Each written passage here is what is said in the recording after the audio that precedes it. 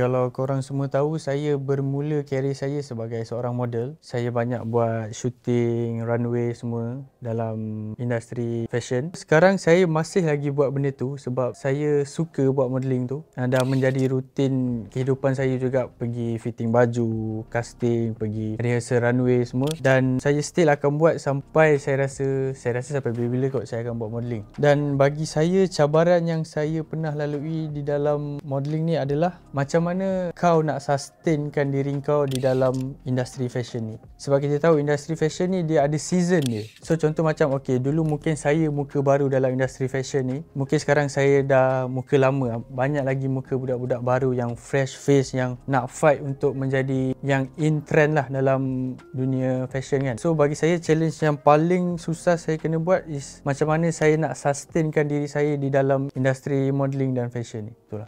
Okay, kalau daripada pandangan korang semua, mungkin model ni hanya hantar muka saja, hantar badan semua kan. Dan korang rasa kerja kita orang ni senang, yang macam pergi tangkap gambar and then balik. Tapi sebenarnya bagi saya, dalam dunia ni tak ada kerja yang senang. Contoh kalau macam awak cameraman ke, awak kena berdiri lama tau awak sebagai cameraman. Kalau awak sebagai makeup artist, awak kena datang set awal, awak kena set awak punya makeup semua, nak makeup semua. Sama juga dengan model. Kalau kita orang nak hantar kita orang punya muka dan kita orang punya badan, itu yang korang nampak. Tapi di sebaliknya, kita orang kena jaga kita orang punya muka, makan kita orang kena jaga, kita orang kena pergi gym hari-hari untuk kekalkan fit tu semua. And lagi satu, untuk menjadi model ni korang kena sentiasa confident dengan pembawaan watak korang tau.